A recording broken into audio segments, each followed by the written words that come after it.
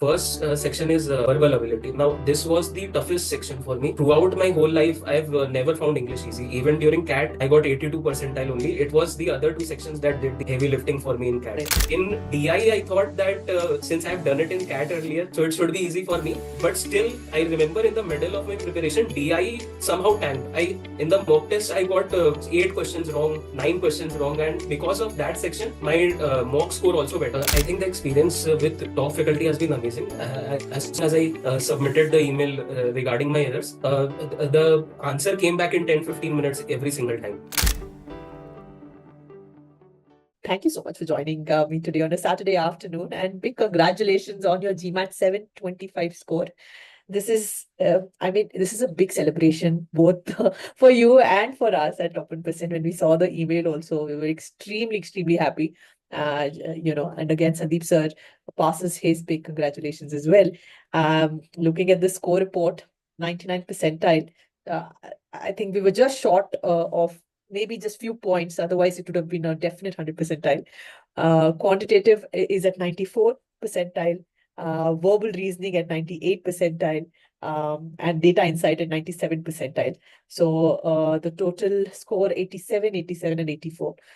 And obviously you mentioned the same here as well. Please tell me, how did you feel when you saw the score? This was 8th of January last month. So when you saw the score, when you prepared also all of that, put together, what was your first feeling when you saw the score? First of all, thank you for your wishes and to the top team as well. When I saw the score, I was really happy. Actually, throughout the exam and even before the exam, I was really nervous. Yeah. Because even in the mock test that I had given for the top mocks, I had got around 675, 685, around that score. So I never really expected that I would get this score. Only 2 times in 2 of the mocks of top, I got 765 and 725. Apart from that, all the scores were in that range only, 675, 695. Yes. So I was really happy when I saw that score on the screen. And also, by the way the exam went, I did not expect that this score I would get. Right. But when I saw this score, I was really happy. Right. We will talk about how the entire exam experience was through each of the section in probably in a couple of minutes. But let's just break it down from the time when you started. How did this entire idea of, being doing an MBA or getting done with GMAT, all that start for you? Just give us a little background about yourself. What were you doing before you joined Top 1%? What was the idea? And what next? I come from Kolkata, and I have done BTech in electrical engineering from NIT Durgapur. Right. And after that, straight away after BTech, I did MBA from IIT Bombay. Oh, you did? Okay. So I gave CAT in 2020, and through that I joined IIT Bombay. And after that, through campus placement, I joined Reliance as for a management trainee program. So it is a rotational program where I get to experience working in different departments of Reliance. When I joined Reliance, after 6-7 months, I realized that there are a lot of things that I need to learn. There are a lot of things that are new to me. And I thought that getting to experience, getting to work with new people would add a lot to my learning and would add a lot to my knowledge. That is where the idea of MBA came, because even in my workplace, I was working with a lot of people who were coming from different backgrounds, from different nationalities. And I thought that if I can speak to people on an equal level, if I can interact with them, then that is where the real opportunity lies. So that is how the idea of MBA came, that I need to expand my horizons, I need to expand my learning. And I thought that the best way to be would be to go for an international MBA, where I would get to learn through different people who come from different backgrounds, different nationalities. And by working with them, I would be able to improve myself. So that is how the idea of MBA came. I started in November 2023. At that time, I knew that I needed to join a tuition program, but I was not sure because there were a lot of programs when I searched on Google. And so I thought that first, let me get used to my job. Parallelly, for whatever time I get, I used to solve problems from GMAT club and all, because I had already given CAT. So I thought that it is a similar test only and I can do it. But I realized within 1 to 2 weeks that GMAT is very, very different from CAT. Right. Cannot compare it. Even in the type of questions, even in the structure of the exam, they are totally different. Correct. So I scrolled through YouTube and saw there were some free classes there. Right. So I started to go through them, and I solved GMAT club questions. But still, even after 6, 7 months, still I was not very comfortable with the questions. Even after going through all the courses and Right. solving all the questions on GMAT club, I used to solve two RC passages daily. On weekends, I used to solve for whole 12, 13 hours, everything. But still, I was not very comfortable. And it came in my YouTube feed that top 1% is there. And I saw the student testimonial videos and I went through your website.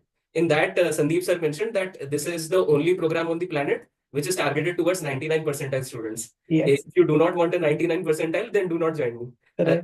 Initially, I was very skeptical that how can a person say this? It takes a lot of guts to say that do not join my program if you are not ambitious. Right. But slowly, I watched the student testimonial videos every day, and I thought that these are people like me. If they are saying every day that this is a course worth going to, so that is how my perception changed. And Right. finally, I remember on 14th August, I saw Adiraj Patni's video. He Right. scored a 765, and I think that video was the one that convinced me that I need to join your course. Because I saw that he's speaking with such genuineness that he was not very great at all these sections, but still he worked hard, and that is how he got that score. I Right. even saw his LinkedIn profile, and it was very similar to mine. And Right. I thought that if this person can do, then I should also be able to do it. Correct. So the very next day, I joined your course and I started my preparation. Philosophy also matched because even you were already established, you had accomplished quite a lot before you considered even an MBA, next MBA. It's the second MBA that you're really looking at.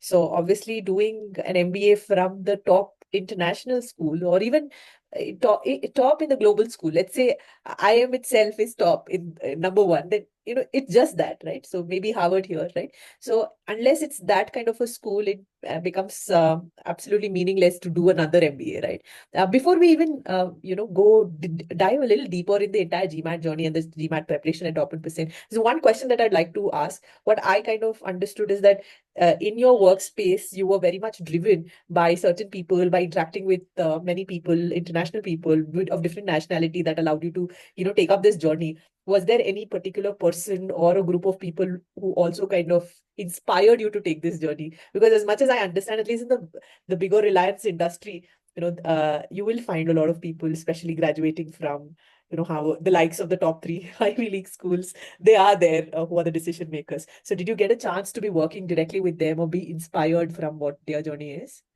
I have worked with different sorts of people throughout my career right now and my experience at Reliance. But the real role model did not come from within the company, but within my alma mater in IIT Bombay. I Uh, see. when I saw that there is one student called Utsav Basak. Uh-huh. He graduated 4 years before me, and similarly, he did his MBA from IIT Bombay, and after that, he went for a second MBA from Michigan Ross. Right. So I thought that this is possible to do a second MBA. Initially, I did not have a lot of idea that is it even possible to go for a second MBA? Am I eligible or not? Right. So I saw that people have done it earlier. Then, as I dig through it, I found that there are quite a lot of people who have gone for second MBA, even within top. Even there are within top there are I think 10, 15 people I can see in YouTube itself that they have already done MBA from IIM and then gone for a second MBA. Yeah, Apart from that, I also saw a few other profiles which were from my college itself. One was Nilay Kumar. He went for MS in supply chain after MBA. So I thought that it is possible to go for another master's program. And I thought that if I feel the need to go for another degree, to enhance my learning, then I should go for it. Since I have the opportunity, I have the willingness, then I should definitely go for it. Fantastic. That is more inspiring because a lot of people, even a single MBA these days, they're a bit skeptical. So, diving a little deeper into the GMAT preparation, you did mention that you're really grateful to, like you especially spoke about, the different resources that you've been able to use during your preparation that stood out more importantly, 700, 800 level questions, the LSAT papers. So just give us a little highlight on what are the strategies, resources, and materials that you find most effective during your GMAT preparation? I'll go section by section. So First section is verbal ability. Now, this was the toughest section for me. Throughout my whole life, I've never found English easy. Even during CAT, I got 82 percentile only. It was the other two sections that did the heavy lifting for me in CAT. But for the first time in my life, I saw that English was something that I could also solve. Earlier, English used to seem like magic to me, that it is only other people that can solve it. It is not for me. But for the first time, I saw that English is something like a formula. If you follow Sandeep sir's formula, then you can do it. So I just thought that whatever sir is giving me, I have to follow it religiously. Just keep on practicing, and then I will be able to do it somehow. And I saw that results came in just 1 or 2 weeks. The first session in the bridge courses of Octave, and as soon as I started applying Octave, I could see the results. Even as I said, I was solving GMAT club questions earlier in November to June period. But even at that time, one RC passage took me 30 minutes to solve. And I was writing down notes at that time. In the RC guide PDF, Sandeep sir says that this is the worst piece of advice that is there, that you have to write down the notes. And at that time only, I was shocked that I have been following the wrong piece of advice throughout, and I need to change my habits.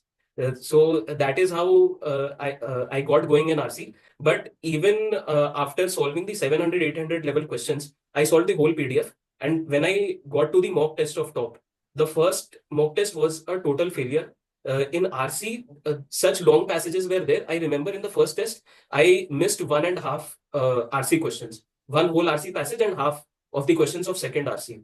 And immediately after the test, I emailed to top faculty that something is wrong with me. I need to fix it. And you recommended LSAT passages at that time. Yeah. And when I just scrolled through it, there were 50 PDFs. Each PDF had 4 passages, and each passage was very long. It was approximately 4 to 5 paragraphs each passage. And I remember when I started solving LSAT passages, I had taken a break from my job through leaves, and it took me 6 hours every day just to solve 15 LSAT passages. One piece of advice was in a single sitting, solve those 15 RC passages of LSAT. And it took me 6 hours approximately to solve those 15 passages. But I'm really grateful that I spent that time, because in the GMAT exam, actual exam, there was one passage which was that long, 4 to 5 paragraphs, but still I was able to do it within that time because I had given those hours for LSAT passage. Right. After LSAT, I again solved the 700, 800 level questions, the whole PDF again. Right. So this was for RC. Then CR was also really difficult for me. Initially, all the questions went wrong. I could not get a single question right.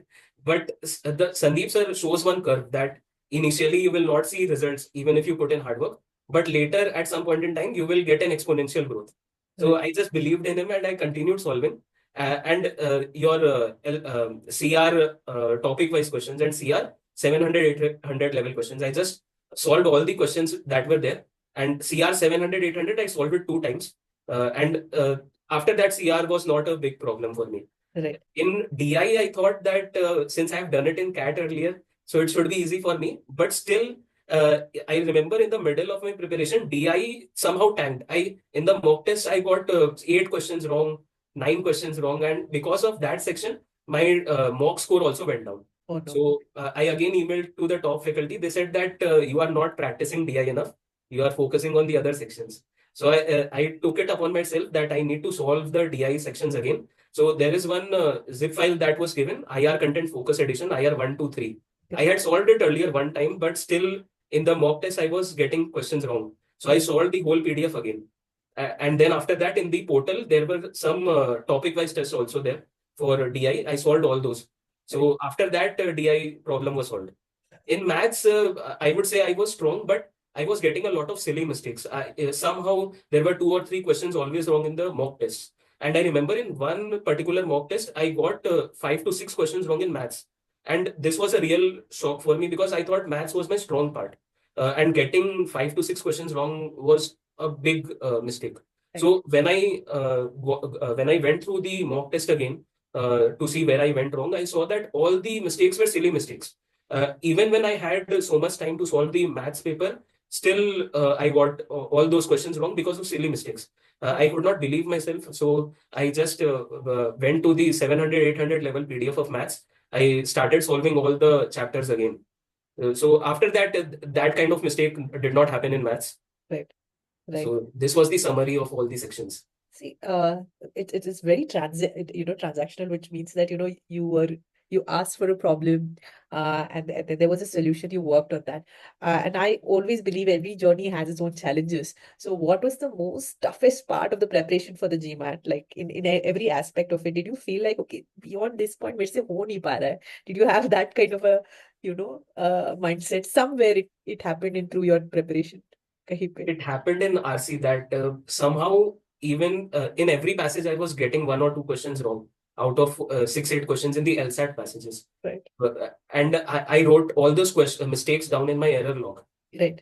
And at that time, I was solving LSAT passages 6 hours every day, 15 long passages in a single sitting. But still, even after 1 to 2 weeks, I was getting questions wrong in the passages. So I wrote it down in the error log.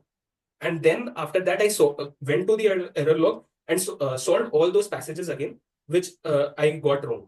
So I think that also helped a lot for RC.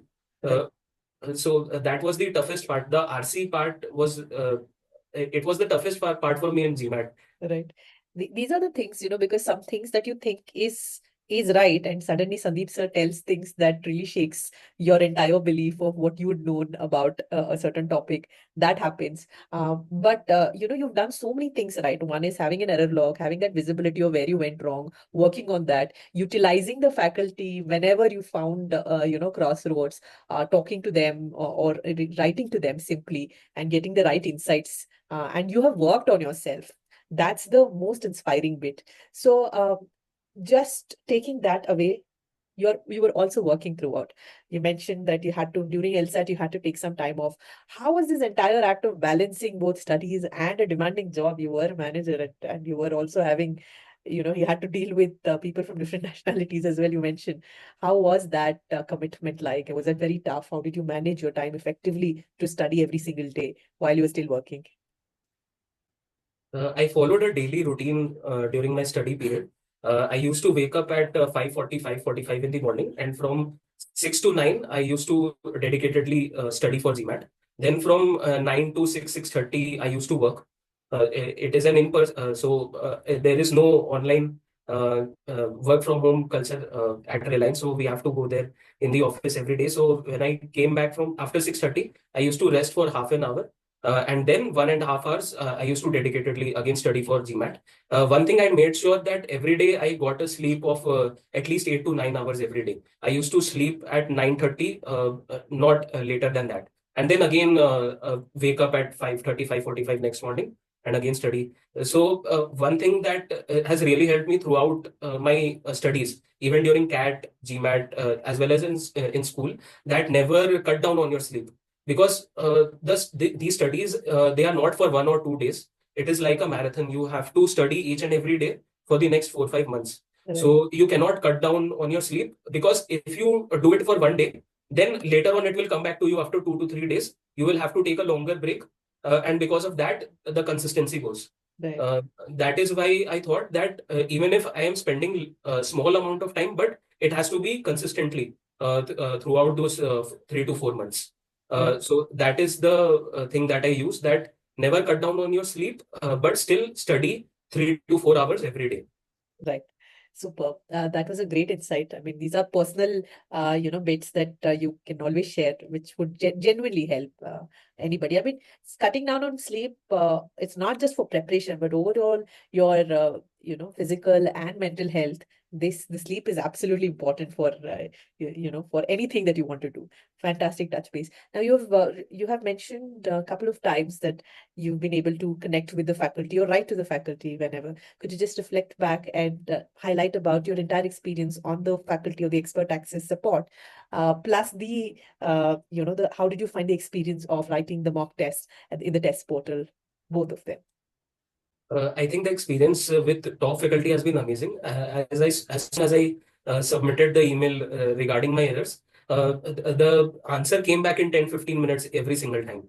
So that really helped. And one thing that was a learning on my part for the first time, that the first email that I sent to you, it was not really structured, and even the way I wrote, it was difficult for any person to understand. So I got to realize that if I want help, then it is my job that I put down my thoughts in a structured manner in the email, so that the other person is also able to help. So I made sure that the email that I write is true of the error that I am facing. It should not be that I feel that this is the error, but actually the error faced is something else. So, and again, the response from top faculty was amazing. The answers were to the point, and there was no sugarcoating. It was always to the point that you have to do this. There is no other option there. You So I thought that articulated it very, very well, because when you start structuring, I don't know if you have realized, but when anybody starts structuring, 25% of the doubt is self-solved there, because then you are really giving it a thought and then wondering what would be the answer. 25% of the doubt that you may have will get answered there itself, and wonderfully put together. How was it with the test portal? the top mock portal is exactly similar to the exam environment that you face in the actual GMAT. So that was really helpful. That I did not have to adjust in my mind that the real exam is something different, top mock is something different, and the level of questions in the top mock, they are so difficult as compared to the mock test of the MBA.com. Because even after giving an exam, I was it was always the thing that I thought that I could have done this better. I could have solved this question in a faster manner. And each time there were different types of questions, different, the level of difficulty was always high. Even at hard difficulty, there were different types of questions that were there from all topics. So the flavor of questions that I got was really varied, and it helped me for the actual GMAT. And I would say that in the actual GMAT, the type of questions that I faced, the level of difficulty was similar to the top mock. I thought that such high difficulty would not come in the actual GMAT, but it was that difficult. So I am really grateful to the top marks that I solved, that I was not flustered at the time of giving the actual GMAT exam. Right. The entire effort has always been that you get the exact or slightly more difficult than the actual exam, because then the exam should be a breeze for you. You know, the right representation of the exam is also very important, including the touch and feel. Like there should not be any sudden change when it comes to your, the exam. That was the effort by the faculty, by the team as well. Glad this all worked out. Now, if you have to reflect back on the entire journey and you have to tell maybe a couple of do's and the don'ts to any student or an aspirant looking at your journey, what would you like to summarize? How would you like to summarize it? My piece of advice would be that keep the consistency there, solve questions each and every day.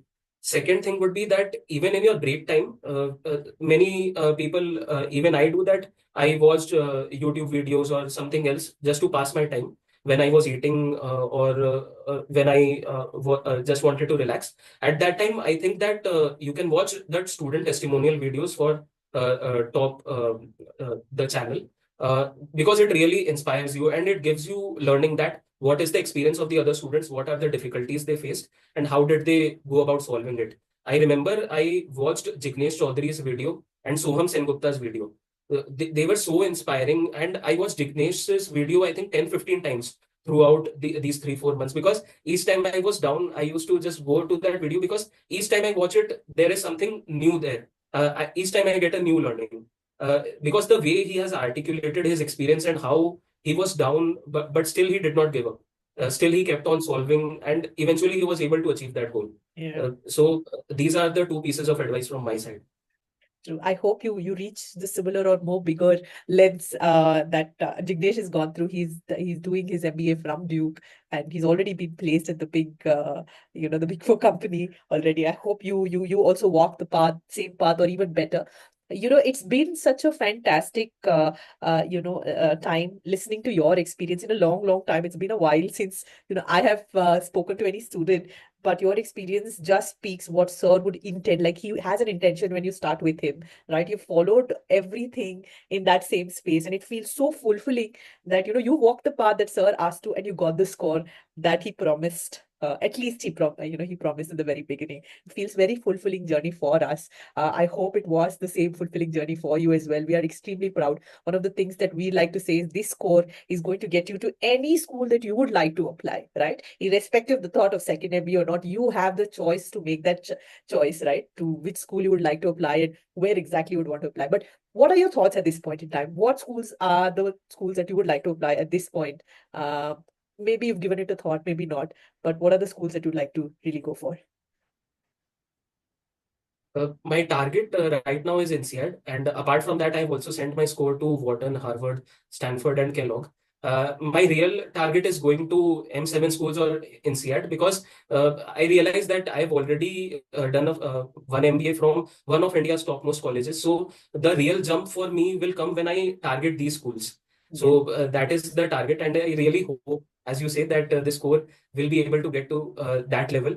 And apart from that, I've also watched Autry sir's video, and he says that the way you write your essays, the way you reflect, and the way you present yourself, that will also create a whole lot of difference. Yes. So I really hope that I will be able to carry forward this to the next step of the journey. In any school that you look to apply to, you will have to kind of make sure that you are aware of why you want to do an MBA. What exactly, so there is an X goal in your mind in the next 5 years. How does the school really fulfill that for you? And for you personally, you have to consider that whatever school that you try and apply or you go for, you will enjoy the maximum time, enjoy in the sense the knowledge that you get, the kind of professors that you will meet, the kind of class that you will have. From every single day, the everyday learning that you'll have, you'll have to maximize that bit. There's when you're there, getting another job is secondary, but perhaps learning will be primary for you. I think I really wish that you are spoiled for choices in terms of admission. You get through all of it, and we are very, very proud of you. We'll keep I connected with you on LinkedIn. Let's just see how does this go, and I'd be very looking forward to seeing how you progress through. Okay, we'll keep in touch. Thank you so much for spending this afternoon sharing this thought. I really hope a lot of them would be benefited. Any other message for anyone, for the students, or for Sandeep sir, the last parting words? My message is to Sandeep sir that I am really, really grateful to you that the kind of course that you have designed, the kind of formulas that you have devised for all these sections, they are really helpful to the students. And apart from that, the KTW videos, they are a real game changer. The breadth of knowledge that you cover in all those videos, it is stupendous. It cannot be expressed in words. Even if a person watches it 2 to 3 times the whole series, then also he will get a lot of new insights, a lot of new learnings. So my message to the students is keep believing in sir, keep believing in his process, and whatever he says, just follow it religiously. Fantastic. Thank you so much again. So lovely to hear from you, and good luck. Thank you again. Thank you. Thank you Bye. so much. Take care.